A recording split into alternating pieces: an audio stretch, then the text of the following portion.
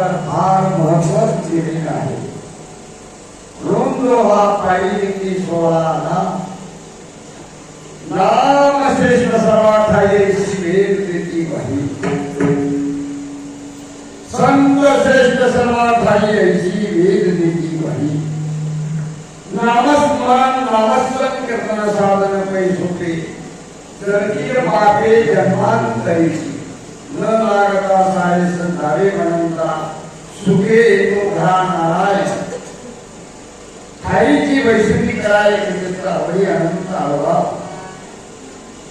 थोडक्यात नामस्मरण कीर्तन साधन पैसोटे हेच साधन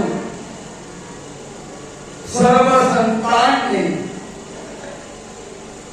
सर्वसामान्य जीवामध्ये आणून घेत आहे. श्रेष्ठ साधन आहे, सोपं साधन आहे. कुठं काही गुंतागुंत आहे म्हणून सर्व संतांनी तेच सांगितलं आहे. नाम घेता माया गेला तुम्ही ऐकला. नावाने सर्व जीव करल्या. नाम हे तारक आहे. म्हणून तर सर्व भजनी मंडळ महिला मंडळ पुरुष मंडळ कोपरगाव समाधी स्थानापासून तर इथपर्यंत चैतन्य काळीनाथाच्या समाधीच्या या प्रांगणात परिसरात नामस्मरण कैच्या ठिकाणी का सर्वांत काळीनाथांचं दर्शन प्रचंडनाथांचं दर्शन मोहरा देवीचं दर्शन रुद्रेश्वराचं दर्शन करून सर्व मंडळी या ठिकाणी आजच्या या सत्संगाला आजच्या या महापर्व काळावर रंगपंचमी याच दिवशी चैतन्य काळीनाथ महाराजांनी समाधी घेतली आहे आणि या समाधी सोहळ्याकरता देशभर तथा भारताच्या कानाकोपऱ्यातून देशाच्याही कानाकोपऱ्यातून अनेक राज्याच्या कानाकोपऱ्यातून भाविक भक्त नाथ भक्त या ठिकाणी या समाधी सोहळ्याच्या दर्शनाला अनेकांच्या घराण्याचं कुल दैवत आहे. इष्ट दैवत, कुल दैवत, स्थान दैवत,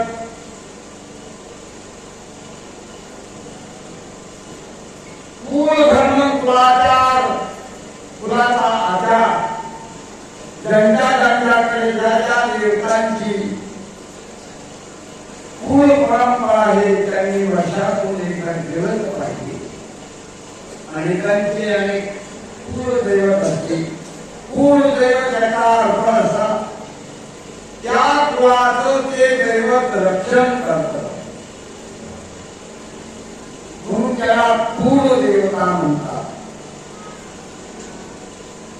इष्ट दैवत, आराध्य दैवत आपण त्या व्यक्तीची आराधना करतो, प्रार्थना करतो, उपासना करतो ते आपलं इष्ट दैवत. तसं आपल्या सर्वांचं इष्ट दैवत आहे भगवान दत्तात्रय. सद्गुरू जनार्दन स्वामी महाराजांचा या आखाड्यामध्ये प्रवेश केला. त्या आखाड्याची दीक्षा घेतली. नाथ आखाड्याची सुद्धा दीक्षा आहे. कानफाळी गोसावी म्हणतात.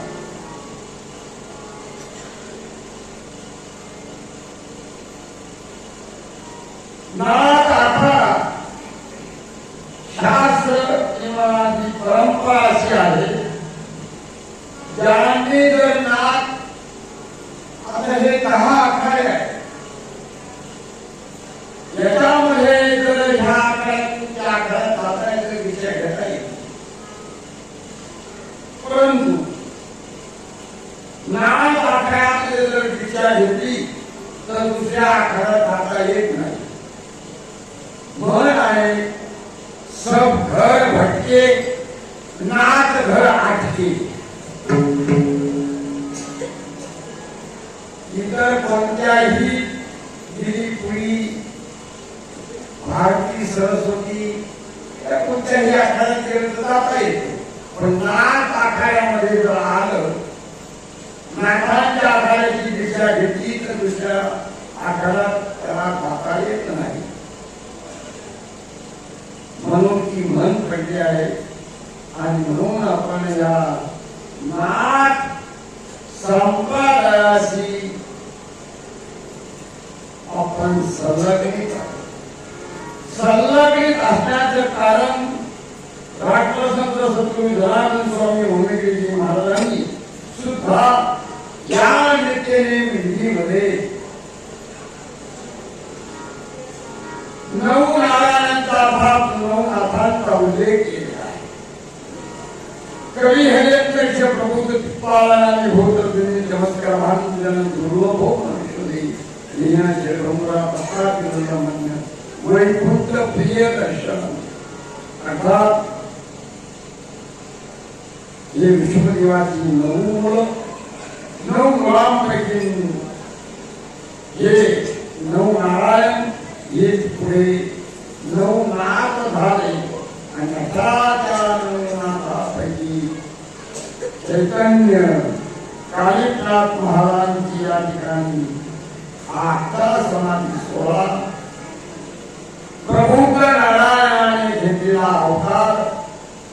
तोही अवतार घेतला हिमालयामध्ये. हिमालयाच्या त्या भयान जंगलामध्ये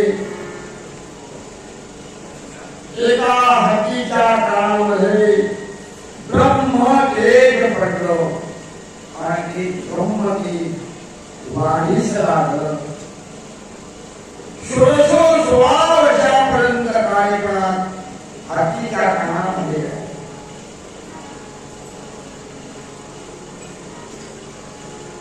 मग जालिंद्रनाथच्या ठिकाणी गेले आणि हत्तीच्या कानातून काळीपणाचा जन्म झाला. म्हणून त्यांचं नाव काळीपणात ठेवलं. कर्तुम शक्ती नाथांमध्ये आहे. सर्व नाथांमध्ये दिव्य भव्य अशी शक्ती आहे, सामर्थ्य आहे.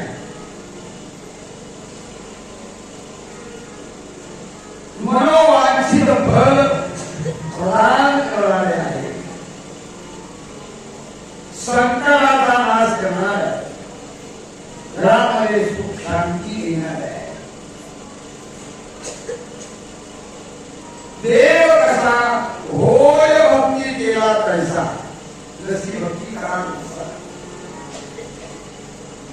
अशा त्या अनुषंगाने या ठिकाणी आपण होतो. हा नाथ भक्तांचा दरबार आहे, नाथांचा दरबार आहे. म्हणायला आपला वेळ नाही. म्हणून तर सद्गुरू जनार्दन स्वामी महाराजांनी आणि नित्यने विधीमध्ये नाथ संप्रदायाचाही सुद्धा उल्लेख केला आहे. 9 नारायणांचा उल्लेख केला आहे.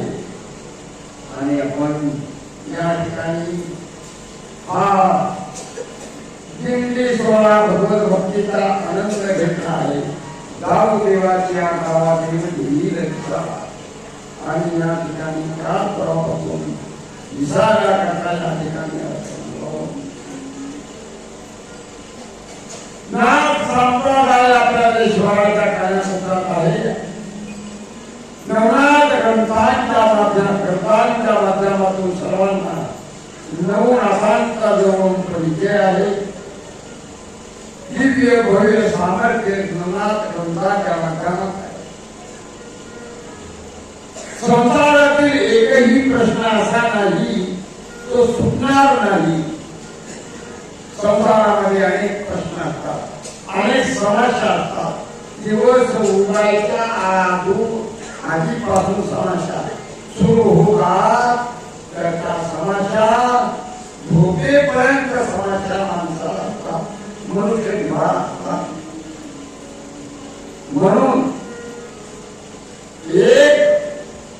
अध्याय 6 महिने त्याचं पठण जर केलं तर ती समाजात अशा अनेकांचे अनुभव आहेत. अशी या संवादामध्ये महामध्ये दिव्यत आहे. सिद्ध पुरुष आहे. तसेच सद्गुरू जनार्दन स्वामी महाराज सुद्धा एक सिद्ध पुरुष सिद्ध योगी हो. म्हणून तर त्यांनी सर्व या विधीमध्ये सर्व ऋग्वेद, सामवेद, अथर्ववेद, शिवरक्षा सूत्र, चक्षुविद्या, मोहेनभेद, सूर्यनारायण नमस्कार केला. प्राणीमात्राने सर्व पापाचा नाश हो. म्हणून बाबाजींनी ओम ब्रह्मरूपे भगवान सूर्यनारायण को नमस्कार आहे. ओम रजोरूपे भगवान श्री सूर्यनारायण को नमस्कार आहे. ओम सत्वगुण रूपे भगवान सूर्यनारायण को नमस्कार आहे.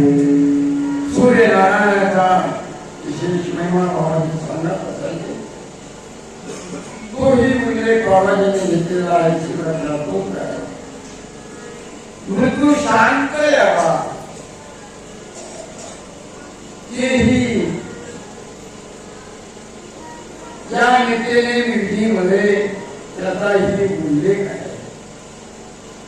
मृत्यू शांता करते विनियोग का विधी घेत असताना काही अक्षरात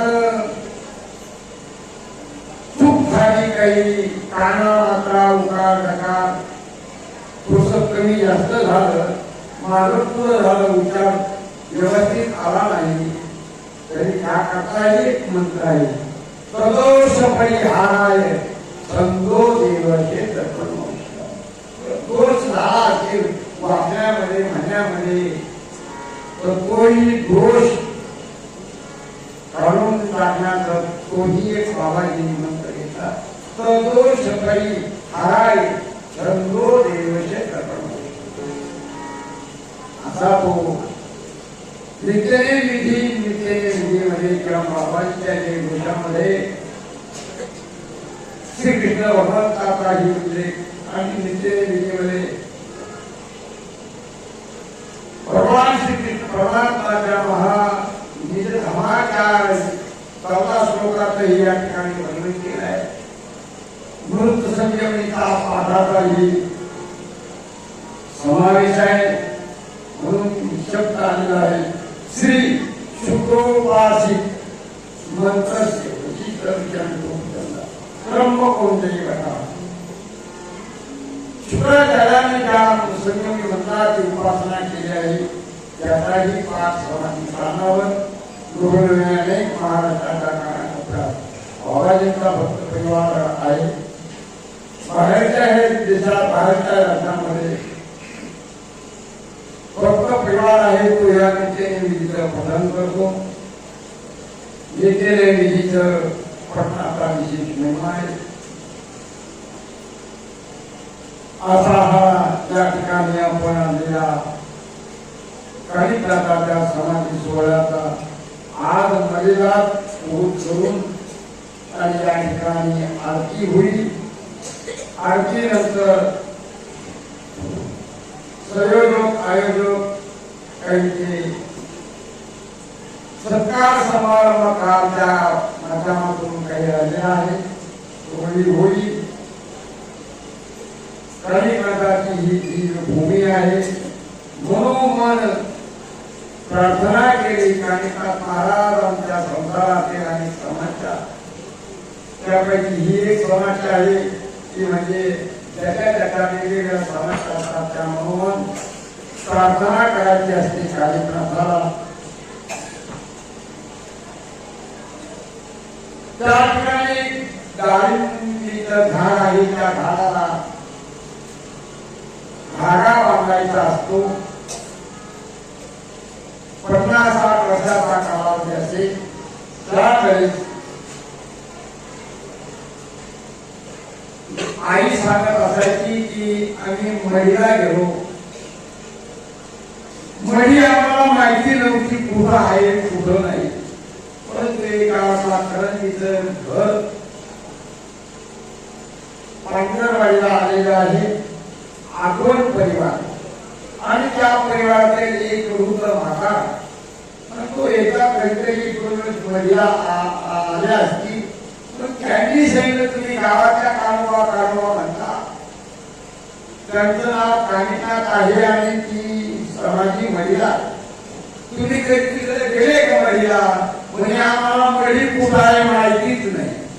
50-60 वर्षाचा कालावधी मडी कुठं आहे काही लोकांना त्यावेळेस माहिती नव्हतं.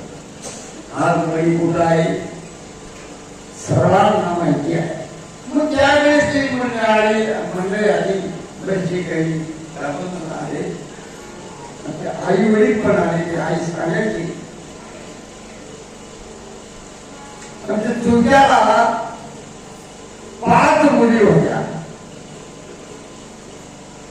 मग आमच्या वडिलांनी विचारलं इथं हे धागे कशाला बांधत्या? म्हणे नवस बोलायचा असतो. म्हणे काय? म्हणे आमच्या त्या काही मनाच्या चालतील. आईनं त्यावेळेस लहानपणी आणि असताना आईने सांगितली घटना आहे.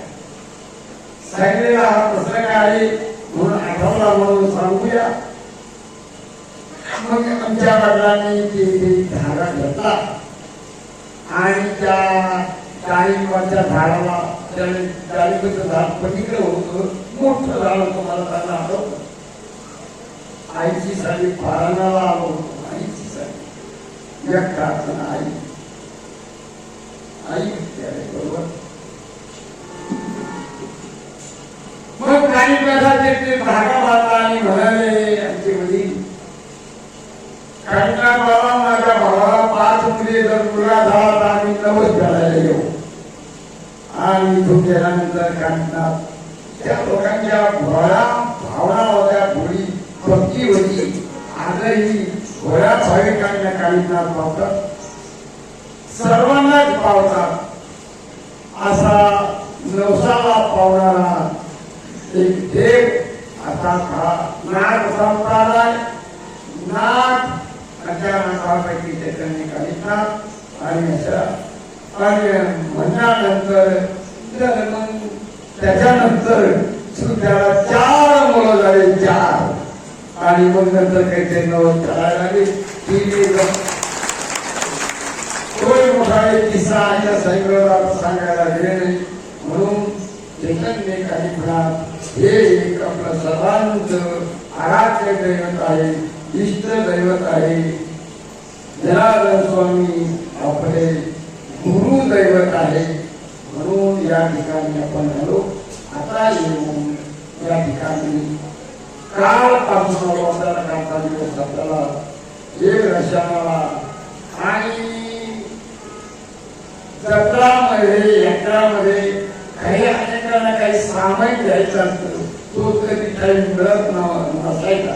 म्हणून हा एक दिवस देव दर्शन काही देणं घेणं आणि अंतरही 3 किलोमीटर जायचं, 3 किलोमीटर यायचं. तिथेही रांगेत दर्शनाला जायचं, थोडासा वेळ जातो. म्हणून एक दिवस या वर्षी आपण अगोदर मुक्कामाला आलो.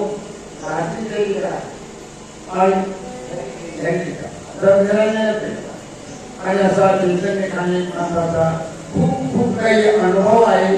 सगळ्याचा वेळ कमी आहे म्हणून आरती करू. आरती नंतर महिला तयार झाला असेल, महिला घेऊन 4-5 जण जप घेऊन आणि फळ नैवेद्य घेऊन थोड्या वेळा जायचंय.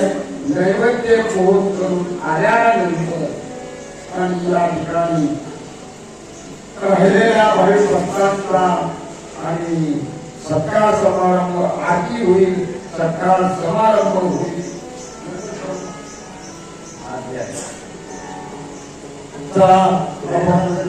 आपल्या सर्वांचं कीर्तीवाल्यांचं मनपूर्वक स्वागत. सर्वांना धन्यवाद. आणि या ठिकाणी आरती करता स्टेजच्या समोर येऊन उभं राहायचं आहे, जोड्यांनी उभं राहायचं आहे. जर असतील तर घरी जाऊन जोड्या घेऊन या.